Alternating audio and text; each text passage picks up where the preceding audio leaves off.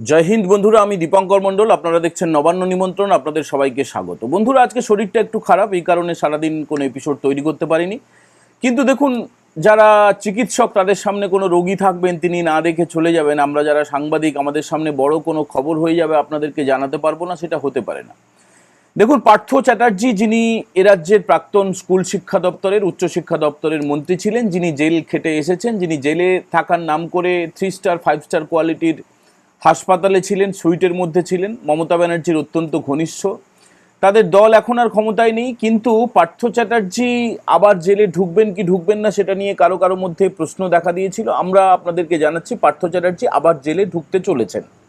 পার্থ চ্যাটার্জি একা জেলে ঢুকতে চলেছেন শুধু তাই নয়, তার তৃণমূলের আরও বেশ কয়েকজন নেতা, তারাও কিন্তু তার সঙ্গে জেলে ঢুকবে। এখনই বলে দেওয়া যেতে পারে, উত্তরবঙ্গের নেতা বিনয় তামাং এবং এই দক্ষিণবঙ্গের তৃণমূল ছাত্র পরিষদের রাজ্য সভাপতি তৃণাঙ্কুর ভট্টাচার্য, এরা সব লাইন দিয়ে জেলে ঢুকবে। এরা, আপনারা জানেন যে অভিষেক বন্দ্যোপাধ্যায়, ডায়মন্ড হারবারের সাংসদ, যাকে আপনারা লুচ্চা ভাইপো বা আমরা বলি, জিহাদিদের রানী বলি মমতা ব্যানার্জিকে, তিনি বাড়ির মধ্যেই রয়েছেন। এবং এই পার্থ চ্যাটার্জি এবং মমতা ব্যানার্জি, এরা কিন্তু শুরু থেকেই যে শিক্ষক নিয়োগ কেলেঙ্কারির কথা, যেটা নিয়ে গোটা দেশ তোলপাড় হয়েছে, সেটা কিন্তু তারা জানতেন। মানে এই যে মমতা ব্যানার্জি বড় বড় মুখ করে বলেন না, সরু সরু মুখ করে নাটক করেন, যাত্রাপালা করেন যে আমি কিছু জানতাম না, আমি নিজে সাক্ষী ছিলাম। এবং যারা ওই সময় যারা ছিল আর কি, সাংবাদিকতা করেছে, অনেকেই জানে। তবে সাংবাদিকদের মধ্যেও একটা দুর্বৃত্তায়ন ছিল এবং এখনও আছে, ভবিষ্যতে থাকবে কিনা আমরা জানি না। তারাও এই কাটমানির অংশ পেয়েছে। মানে শিক্ষক নিয়োগ কেলেঙ্কারি যেটা হয়েছিল, 2014 সালে বিজ্ঞপ্তি জারি হলো, 2016 সালে প্যানেল প্রকাশিত হলো। তারপর থেকে আস্তে আস্তে করে জানা গেল যে কিভাবে সাদা খাতা জমা দিয়ে চাকরি, সব কিছু আপনারা জানেন। হাইকোর্টের হস্তক্ষেপ, অভিজিৎ গঙ্গোপাধ্যায় প্রণম্য একজন তিনি বিচারপতি, তার নেতৃত্বেই, তার ইচ্ছাতেই বা তার হস্তক্ষেপেই এই কেলেঙ্কারিটা আরও বেশি করে সামনে এসেছে। তারপরে প্রচুর লোক জেলে গেছে, এখনো পর্যন্ত জেলে যাওয়ার অপেক্ষা করছে। কিন্তু আজকে যে কেলেঙ্কারিটার জন্য আমরা আজকে আলোচনা করতে বসেছি, সেটা হচ্ছে উত্তরবঙ্গের জিটিএ। জিটিএ শুধুমাত্র পুলিশ ছাড়া আর সমস্ত ব্যাপারে, বেশ কিছু ব্যাপারে শিক্ষা তো বটেই, তারা স্বায়ত্ত শাসন তারা ভোগ করে, মানে তাদেরকে এই সুবিধাটা দেওয়া হয়েছে।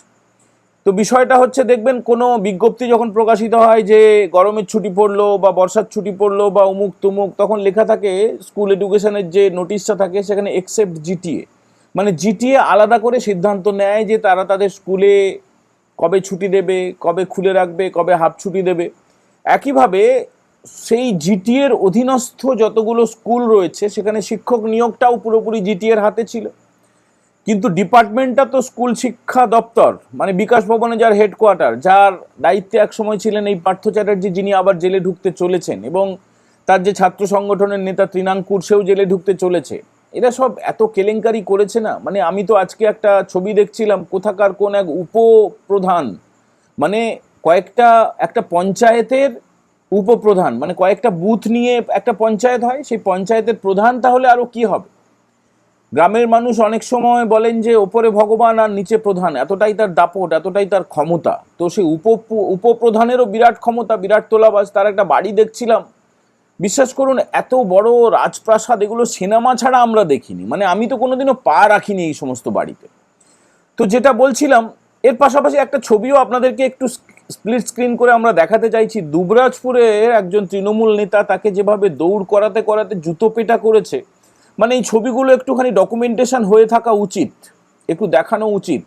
এখন তো আবার নতুন কিছু লোককে পাওয়া গেছে, তৃণমূলের মুখোশটা পরে তারা কথা বলছে, মানে মনের মধ্যেও তৃণমূল, মুখের মধ্যেও তৃণমূল, অন্য একটা মুখোশ পরে তারা কথা বলছে। তারা নাকি মানবাধিকারের কথা বলছে, তারা হাইকোর্টে নাকি মামলাও করেছে যে এই ধরনের যারা দুষ্কৃতী, তাদেরকে কেন হাফ প্যান্ট পরিয়ে নিয়ে যাওয়া হবে, তাদেরকে কি করবে, মানে ব্লেজার পরিয়ে, সুটেড বুটেড টাই টাই করে, পারফিউম দিয়ে ডিও স্প্রে করিয়ে, দাড়ি কেটে, ফল খাওয়াতে খাওয়াতে নিয়ে যাবে, ফুলের মালা পরিয়ে, তাদেরকে আরতি করে, টিকা দিয়ে, শঙ্খ বাজিয়ে নিয়ে যাবে। মানে যারা চোর, ছেঁচড়া, জোচ্চোর, নোংরা, ইতর জন্তু, তাদেরকে কি করবে। তাদেরকে হাফ প্যান্টটা তো আমরা আরও দাবি করব, হাফ প্যান্টও পরানোর দরকার নেই, একটা জাঙ্গিয়া পরিয়েই তাদেরকে দৌড় করানো হোক, তাদের অত সম্মান দেওয়ার দরকার নেই। স্যান্ডো গেঞ্জি পরিয়ে তো পুলিশ দৌড় করাচ্ছে এখন, স্যান্ডো গেঞ্জিটাও পরানোর দরকার নেই। দরকার হলে মাথা ন্যাড়া করিয়ে দেওয়া হোক, মাথায় আলকাতরা মাখিয়ে দেওয়া হোক, ঘোল ঢালা হোক, চুন দিয়ে একটু চুনকাম করে দেওয়া হোক, দাড়িটা একদিকে কাটা হোক একদিকে থাক, চুলটা একদিকে কাটা হোক আরেকদিকে থাক, এই সমস্ত ছবি বাজারে ঘুরুক, সবাই দেখুক যে তোলাবাজি করলে, নোংরামি করলে, ইতরামি করলে তার শাস্তিটা কি হয়। তার কারণটা কি বলুন তো? আমরা প্রত্যেকে ব্যক্তিগতভাবে ভুক্তভোগী। আমরা আমাদের বাড়ির ছেলেমেয়েরা যারা শিক্ষিত, যোগ্য, মেধাবী যুবক যুবতী, আমাদের ভাই বোনেরা, তারা কিন্তু পরীক্ষায় পাশ করেছিল, প্যানেলে নাম ছিল, তাদের নাম বাদ দিয়ে শুধুমাত্র টাকা দিয়ে, যারা টাকা দিয়েছে তারাও সমানভাবে কিন্তু দোষী, এটাও মনে রাখতে হবে। এখন এই নেকুপুসু করে লাভ নেই। আহারে উহুরে যখন বিরাট জামাই হয়ে গেছিলেন আপনারা, যারা টাকা নিয়েছেন তাদের কথা বলছি, বাজারে যেতেন, বড় বড় মাছটা দিন, শাকটা দিন, জামাই হিসেবে গিয়ে পাড়ায় কত সম্মান, এই বাবু আসছে বাবু আসছে, বাকিতে দিয়ে দাও। এখন জীবনযাত্রা বদলে যাবে, বিরাট দুঃখ, বিরাট এইসব। আমাদের কোনো দুঃখ নেই, কোনো সিম্প্যাথি এদেরকে দেখাবেন না। যারা চুরি করে চাকরি পেয়েছে তারা একটা সভ্যতাকে ধ্বংস করে দেবে, কয়েকটা প্রজন্মকে ধ্বংস করে দেবে, অযোগ্যরা যদি স্কুলের শিক্ষক হয়। তো যেটা বলছিলাম 2019 সালের কথা, 2019 সালে যখন লোকসভা ভোটের বিজ্ঞপ্তি প্রকাশিত হয়ে গেছে, তখন এই ধর্মতলায় কলকাতা প্রেস ক্লাবের সামনে একটা বিক্ষোভ ধর্ণা হয়েছিল, একটা অনশন হয়েছিল। তো সেই সভাতে এই মমতা ব্যানার্জি আর পার্থ চ্যাটার্জি এরা সব গিয়েছিলেন। তখন ওই স্কুল শিক্ষা দপ্তরের মন্ত্রী ছিলেন পার্থ, আর মমতা ছিলেন মুখ্যমন্ত্রী। মমতা বানু বললে আপনাদের ভালো লাগে, আর চোর পার্থ বললে সম্ভবত ভালো লাগে। তো তারা গিয়েছিল, তাদেরকে সমস্ত ডকুমেন্ট তুলে দেওয়া হয় যে এইভাবে চুরি হয়েছে, প্যানেল জাম্প এইভাবে হয়েছে, এইভাবে সাদা খাতা জমা পড়েছে, আপনি দেখুন। তখন মমতা ব্যানার্জি বলেছিলেন ঠিক আছে দেখবো, এখন তো নির্বাচনী বিধিটা চালু হয়ে গেছে, নির্বাচনী বিধিটা চলে যাক, মানে মডেল কোড অফ কন্ডাক্টটা চলে যাক, তারপরে আমরা বিচার টিচার করে দেবো। তারপরে দেখা গেল ভোট টোট হয়ে গেল, তারপরে হলো কি কোভিড চলে এলো।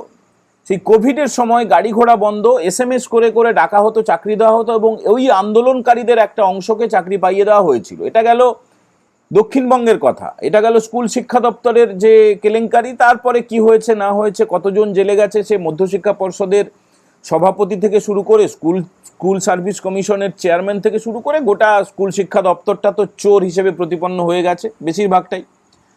এবারে বাকি ছিল জিটিএতেও বিরাট বড় কেলেঙ্কারি, কোটি কোটি টাকার কেলেঙ্কারি। মানে এখান থেকে গিয়ে পাহাড়ের মানুষের কাছ থেকে, মানে জিটিএর অধীনস্থ একদম শিলিগুড়ি থেকে শুরু করে ওদিকে দার্জিলিং, কালিম্পং, সমস্ত যে গোটা এলাকাটা, এটা জিটিএর এলাকা। যারা দার্জিলিং গেছেন আপনারা দেখেছেন যে সেখানে সব জিটিএ লেখা থাকে। তো সেই সময় বিনয় তামাং তিনি ছিলেন ওই জিটিএর দায়িত্বে, মমতা ব্যানার্জির অত্যন্ত ঘনিষ্ঠ সে, আর পার্থ চ্যাটার্জি হচ্ছে স্কুল শিক্ষা মন্ত্রী সে, এবং তৃণমূল ছাত্র পরিষদের সভাপতি তৃণাঙ্কুর ভট্টাচার্য, এরা সব মিলিয়ে এমন আরও আছে, মানে এই তিনটে নাম বলছি বলে এই নয়, আর কেউ নেই। বিরাট বড় একটা কেলেঙ্কারি। মানে এখনো পর্যন্ত প্রায় 400 জনের নামের তালিকা পাওয়া গেছে, 400 জন মতো তাকে ইললিগালভাবে তাদেরকে নিয়োগ করা হয়েছে, বেনিয়ম করে নিয়োগ করা হয়েছে। আজকে নবান্নে মুখ্যমন্ত্রী শুভেন্দু অধিকারী তিনি জানিয়ে দিয়েছেন পরিষ্কার করে, তিনি পাহাড়ের প্রতিনিধিদেরকেও নিয়ে বৈঠক করেছেন এবং সেখানে অনেকগুলো সিদ্ধান্ত হয়েছে, যেমন কালিম্পংয়ে মেডিকেল কলেজ হবে, কোথায় কোন প্রশাসককে বসাতে হবে। আগের সরকার 1 পয়সাও খরচ করতে পারেনি, কোনো হিসেব দেয়নি বলে আসাম বেনিফিটেড হয়েছে। এ রাজ্যের পাহাড়ের মানুষ কিভাবে বঞ্চিত হয়েছে, সে যে কোনো নাগরিক পরিষেবা হোক বা বন্ধ চা বাগান খোলার ক্ষেত্রেই হোক, এই আগের যে সরকার ছিল কিছু করেনি, সেগুলো হবে। তো সেই প্রসঙ্গে বলতে গিয়ে মুখ্যমন্ত্রী শুভেন্দু অধিকারী বলেছেন যে হাইকোর্ট এই জিটিএর যে শিক্ষক নিয়োগ কেলেঙ্কারি, সেক্ষেত্রে সিবিআই তদন্তের নির্দেশ দিয়েছিল, আর মমতা ব্যানার্জির সরকার সেই সিবিআইটা যাতে না হয়, তার সাধের পার্থ, সাধের তৃণাঙ্কুর, সাধের বিনয় এবং তার অন্যান্য, এবারে মাথা টানলে তো ঘাট টানলে মাথা আসে, সেরকম ভাইপোর দিকেও যাবে, তার ভ্রাতুষ্পুত্র অভিষেক বন্দ্যোপাধ্যায়, সেও আবার একটা নতুন কেসে ফেসে যাবে। দেখুন সব টাকা কিন্তু সাইফন হতো, ওই কি বলে, ওই লিপস অ্যান্ড বাউন্স বলে কোম্পানিটা ছিল, তার থ্রু দিয়েই সব হতো। সেগুলো সব পরিষ্কার, এখন গোটা রাজ্য জেনে গেছে, গোটা দেশ জেনে গেছে। তো এবারে মমতা ব্যানার্জি কি করেছিল, যে তিনি চলে গিয়েছিলেন সুপ্রিম কোর্টে গিয়ে সেটাকে স্টে অর্ডার নিয়েছিলেন, যাতে করে জিটিএর শিক্ষক নিয়োগ কেলেঙ্কারিটা না শুরু হয়, তদন্ত না শুরু হয়। আজ রাজ্যের মুখ্যমন্ত্রী শুভেন্দু অধিকারী মুখ্য সচিব মনোজ আগরওয়ালকে বলে দিয়েছেন পরিষ্কার করে যে এই মামলাটা রাজ্য সরকার তুলে নেবে। মানে রাজ্য সরকার করেছিল মামলা, আমার আপনার ট্যাক্সের টাকা দিয়ে, এরকম অগুন্তি সব মামলা রয়েছে। তো এই মামলাটা সুপ্রিম কোর্ট থেকে তুলে নেওয়া হবে, যেটা স্টে অর্ডার রয়েছে। তুলে নিলে কি হবে, হাইকোর্টের রায়টা বহাল হয়ে যাবে, তার মানে সিবিআই তদন্ত শুরু করবে। আর কিছুদিনের মধ্যেই আপনারা অপেক্ষা করুন, যে গতিতে কাজ চলছে না, শুভেন্দু অধিকারী যে গতিতে কাজ করছেন সকাল থেকে বিকেল, খুব তাড়াতাড়ি এটা উঠে যাবে আবেদনটা, মানে মমতার আবেদনটা তুলে নেওয়া হবে, তদন্ত শুরু হয়ে যাবে, আর ঝপাঝপ করে আবার জেলে ঢোকানো শুরু হবে। মানে জেলে ঢোকানো অব্যাহত থাকবে বললে ভালো হয়, কারণ জেলে ঢোকানো চলছে 11 তারিখের পর থেকে। 9 তারিখে বিজেপি সরকার শপথ নিয়েছে, মুখ্যমন্ত্রী হিসেবে শুভেন্দু অধিকারী শপথ নিয়েছেন, তারপরে 11 তারিখ থেকে তিনি ফার্স্ট ক্যাবিনেট করেছেন নবান্নে গিয়ে। আর তার মাঝে তো এই মাত্র দিন 15 হলো সরকার, নতুন সরকার, কিন্তু যে লক্ষণ দেখা যাচ্ছে খুবই ভালো। আগামী 1 আগস্ট থেকে সেন্সাসের কাজ শুরু হবে, সেলফ এনুমারেশনও করতে পারবেন, মানে 1 আগস্ট থেকে জনগণনার কাজ শুরু হবে।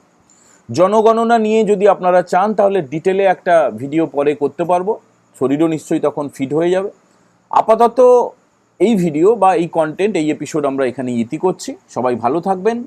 জয় হিন্দ, বন্দে মাতরম।